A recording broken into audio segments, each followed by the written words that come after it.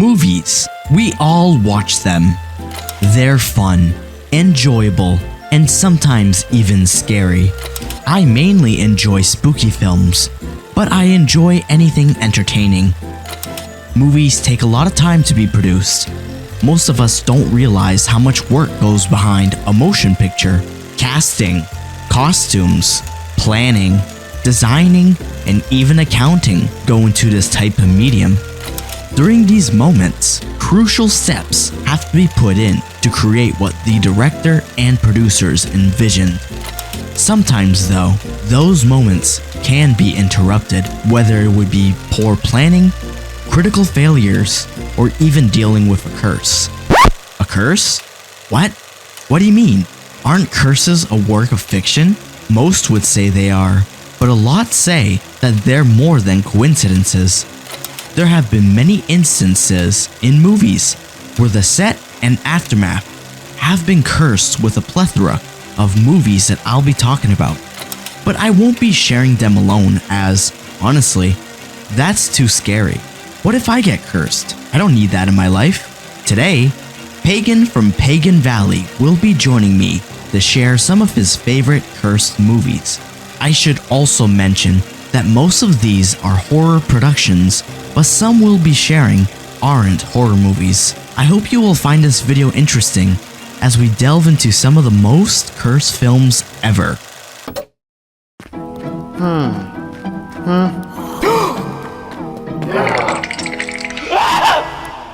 It knows what scares you.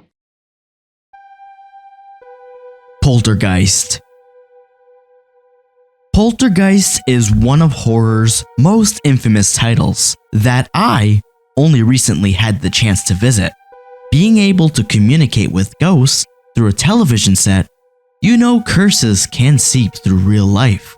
Poltergeist was originally made in 1982 by Toby Hooper and Steven Spielberg. This movie franchise was brought with plenty of alleged curses, affecting some of the main cast members. Throughout its original trilogy run, 4 deaths occurred, some during filming and some after. The affected people were Heather O'Rourke, who played Carol Ann Freeling, the main protagonist, Dominic Doone, who played Donna Freeling, the older sister, Julian Beck, who played the preacher in Poltergeist 2, and Will Sampson, who played the Native American shaman. Heather O'Rourke was misdiagnosed with Crohn's disease back in the year 1987. After being diagnosed, she caught the flu with symptoms reappearing. A day after the diagnosis, she suffered from a sudden heart attack and collapsed on the floor. Being quickly sent to the hospital by being airlifted, she died from an operation gone wrong. At a later date, it was believed she was suffering from what they call a congenital intestinal abnormality, which is when organs do not develop properly while a fetus is still in the womb. Very, very sad, I must say. May she rest in peace. Dominic Doone dealt with death in the same decade as well.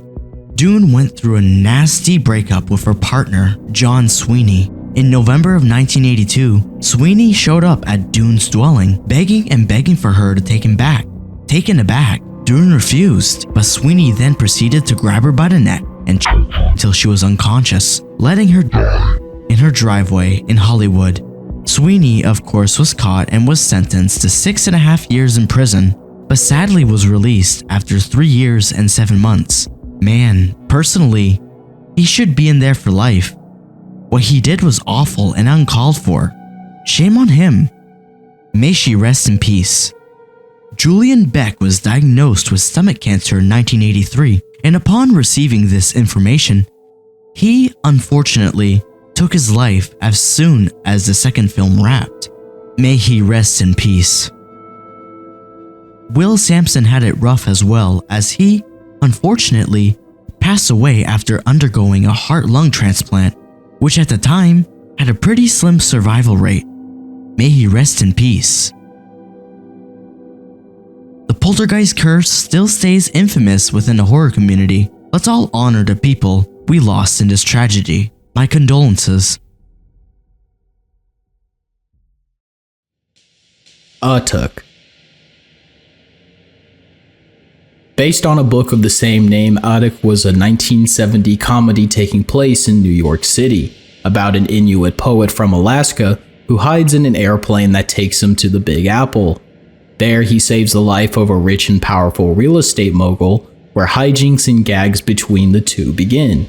Sounds pretty good, right? Well, the movie version of Atuk wasn't produced past the point of a script, and you quickly will understand why. Atuk's production team casted former actor John Belushi of Animal House to play the lead role. But a few months later, on March 5th, Belushi was tragically found dead in his hotel room at the Chateau Marmont by his trainer Bill Wallace. He was only 33 years old. The cause of death was determined to be drug-related, most likely a speedball. His death was investigated by a forensics pathologist and the findings were disputed. In 1986, after losing their lead, the script went back on the market. This time, the producers casted the God King of Comedy, Sam Kinison, as the lead role. In 1988, production began and managed 8 days of filming before Kinison halted the production. Kinison said that he wasn't given creative control, and apparently he became difficult when the studio got involved. Unfortunately, during these negotiations, Sam Kinison passed away. It was Friday, April 10th, 1992. He was only 38 years old. His vehicle was struck head-on in California by a pickup truck driven by a 17-year-old who was drunk. Kinison was alive after the crash. His best friend, Carl Lebove, had been driving behind him at the time of the accident. His brother was there as well, and as they could see, there were no visible injuries on Sam. But Kinison began to talk to himself, repeating, "I don't want to die." It then appeared as if he was talking to someone who wasn't there. But why? Okay. And then he lost consciousness. He could not be resuscitated, and he died at the scene from internal injuries. His wife, who was also in the car, survived with a mild concussion. But the production team refused to give up because they really believed this script was something special. And so, in 1994, they approached John Candy and offered him the role. Candy was thrilled and began to study the script. In March of that year, he also passed away. Candy was working in Mexico, and at some point in the night of March 4th, he died of a heart attack. He was 43 years old. Candy had allegedly asked his close friend, Michael O'Donoghue, to also read the script and perhaps join the cast. In November of that same year, Michael also passed away. He had a history of chronic migraines and died from a cerebral hemorrhage at 54 years old. But the studio refused to give up, and 1997 rolls around and the film surfaces again. Atuk was offered to Chris Farley now. Farley was aware that his idol, Belushi, was once offered the part, and so he was intrigued and expressed an interest. But much like his idol, Farley also died young at the age of 33. A few months after reading the script on December 18th, Farley was found dead by his younger brother in his apartment. He died of a drug overdose, a speedball, just like John Belushi. But the body count still doesn't end there for Atuk's script, as Chris Farley also let his best friend Phil Hartman read the script as well. 5 months after the tragic death of Farley, Hartman's wife murdered Phil in cold blood. His wife, Bryn Hartman, had got into a heated argument with Phil after he threatened to leave her if she started using drugs again. Bryn entered the bedroom and around 3 a.m. shot Phil twice in the head and once in his side. She drove to a friend's house and confessed to the murder. The friend didn't believe her, so the two of them drove back to the house. The friend saw the body and called the police. As the police arrived and escorted the children out of the home, Bryn locked herself in the bedroom and, with the same weapon, committed suicide. At this point, the studio truly believed the script was cursed, and it has floated around several different studios since. And while all these deaths are a tragedy, especially Kinison because he was my favorite comedian, I do find it fascinating that at least one script deserves to be in development hell for a long time.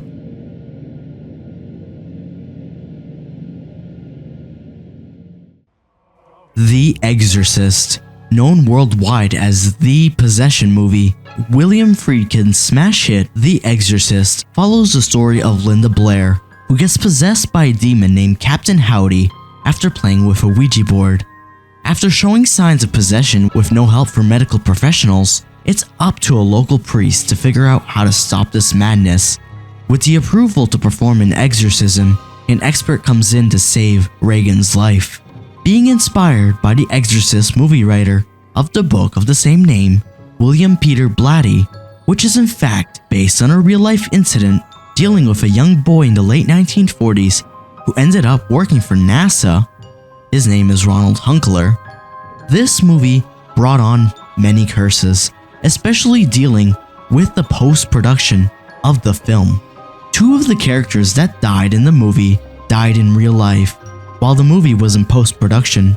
One of them was Vasiliki Maliaros, and she was the person who played the mother of Father Karras after being admitted to a hospital. She died of natural causes the year before The Exorcist was played in theaters. Another actor, Jack McGowan, who played the alcoholic director in The Exorcist, tragically passed away from influenza. Other actors had family pass too, and even the son of Jason Miller, who played Father Karras, had a near-fatal motorcycle accident during the production of the film. May them all rest in peace. The most notable curse from this film has to be the fire that happened. Yes, a mysterious fire erupted at the house where the film took place, and strange enough, the only room not affected by the fire was Reagan's room. Could this be a message from the devil, or God telling us that it's dangerous making movies about something that people would consider too evil? Or is it merely a coincidence? We'll never know. All we do know is that it's spooky how this happened. This fire set the movie aback and led to a draining shooting period of over a year. And in case you were wondering, they did get a priest to come bless the set. Even they knew this could have been the work of something, but knock on wood, that this was simply a coincidence. A lot more have been linked to the curse, including back injuries from cast members to even reception at the theater.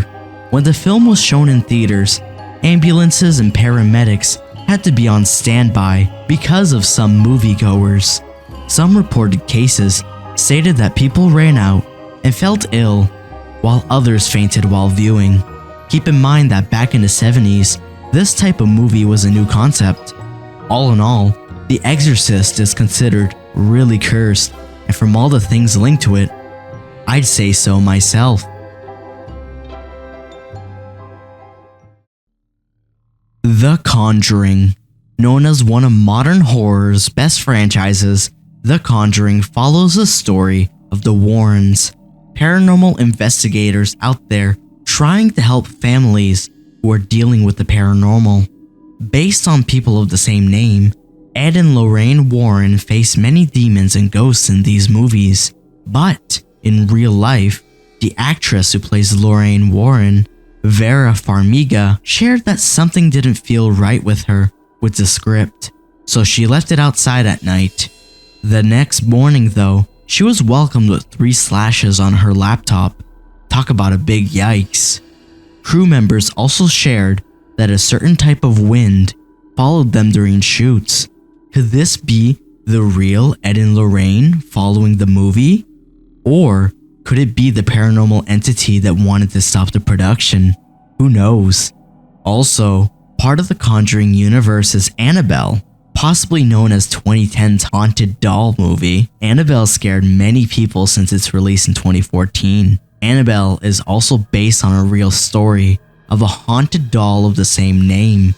It could be that this is what haunts the movie. During the production of the movie, the director of Annabelle, John R. Leonetti, shared that he's seen 3 fingers in the dust during the production.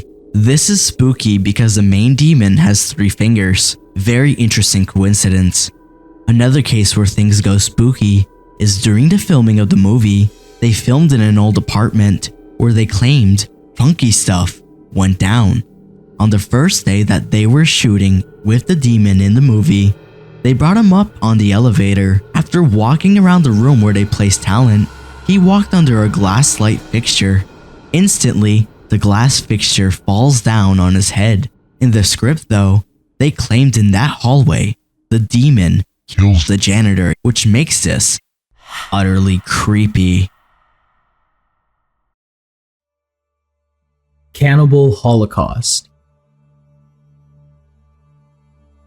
Considered one of the most disturbing movies to come out of the Italian exploitation genre of the 1970s, Cannibal Holocaust cemented its place in cursed movies because of the impact the original film had on not just the audience, but an entire nation.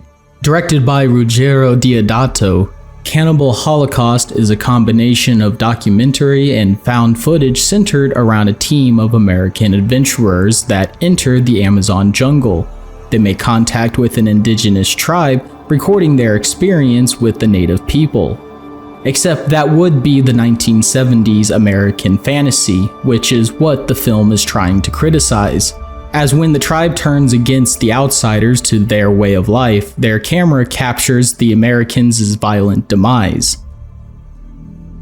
To drive the point home to the viewer that this entire film is a critique, the rest of the film is contextualized by news footage speaking about the Americans' deaths in the Amazon, during which we see several American networks demonize the native tribe as wild savages for what happened to the group. At the same time, a Dr. Monroe travels to the same tribe and recovers the lost footage, as well as actually befriending the people of the tribe while learning and respecting the tribe's customs. Ending with a final scene where it is revealed that everything the viewer had watched so far was a new documentary created by Dr. Monroe, and that he was presenting the interwoven story of his experience and the Americans' experience with the tribe to a group of executives.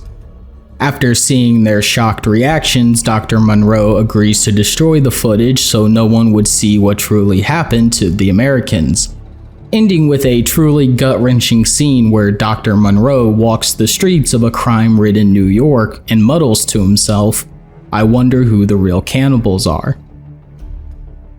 As you can probably tell from just the images and footage I was able to show you, you can see why this movie has made this list. But I assure you that the rabbit hole that is Cannibal Holocaust goes even deeper. Now, before I talk about some of the really controversial parts of this movie, I want to spoil the fact that this is not real footage and everyone in this movie was fine. They were all actors, no one was chopped up and skewered over an open fire. But when audiences saw the film's premiere, many began to experience several health complications, including heart attacks, strokes, and many viewers began vomiting. Of course, we don't know how much the media exaggerated these claims. However, when the movie was released, the general audience had fallen for the realism Deodato created, leading to outcry from pretty much every country the film was premiered in, and it even led to a full criminal investigation. Yes, this movie made Italian authorities believe that Deodato had actually murdered the actors and filmed it for his movie. Deodato was even brought to an Italian high court where he had to present all the actors in the film to prove his innocence to the Italian cinema industry. While Deodato may be innocent of actual homicide, the film does have several messed up parts that were added to the final cut. The most controversial were sequences of assault and the real animals on set. Probably the most bizarre part of production was the caveat that Deodato added to each of the actors' contract, which stated that after filming, the actors had to remain out of the public's eye for over a year in order to sell the footage as being real, which probably didn't help in that criminal investigation Deodato was put through. However, despite the questionable methods the director used to create such a horrific film, it is considered a must-watch in the realm of Italian horror, which even after almost 50 years, still leaves its audience the curse of wondering what is reality and what is just a movie.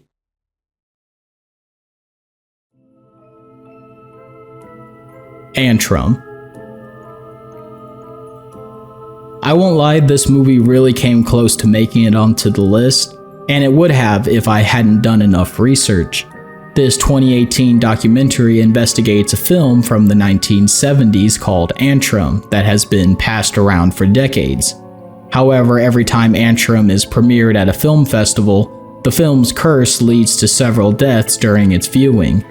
Unfortunately, all of this is fake for the documentary, and there hasn't been any real-life cases of a viewer being struck down with satanic magic.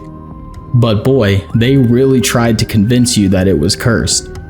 Anyway, if cannibals, demons, and whatever this is looks appealing to you, then Antrum might be your next favorite film. The Omen. The Omen has to be the horror movie a lot of people know for its infamous curse.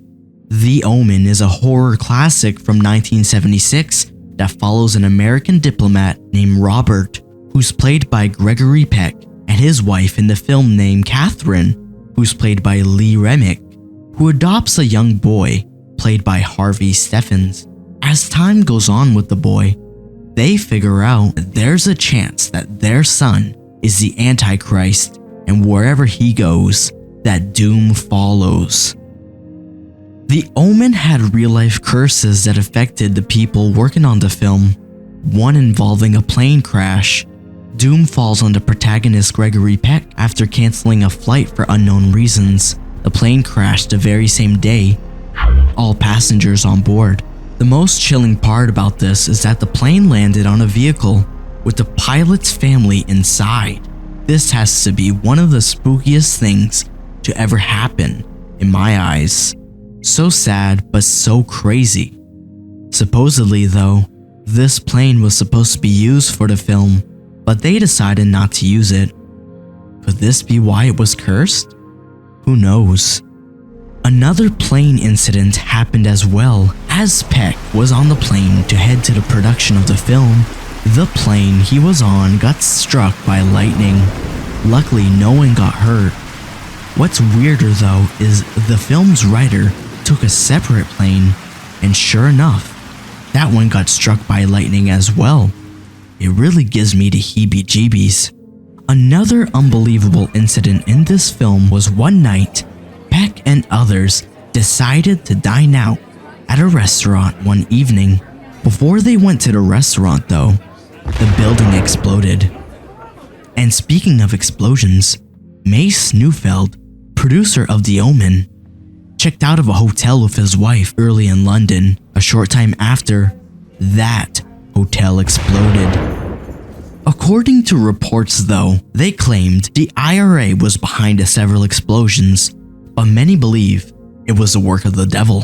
One of the creepiest events that took place with people working on this film affected the special effects designer. As he was moving on to work on his next project, he landed in a head-on car crash that his wife. Coincidentally, he's the person behind the effect of the famous scene in the movie.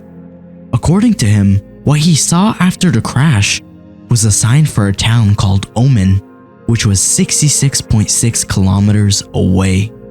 This affected a lot of people, and it even affected the animal trainer responsible for the baboon scene in the film. The animal trainer was killed the very next day. Producer Harvey Bernhard claimed the trainer tragically passed away from a tiger.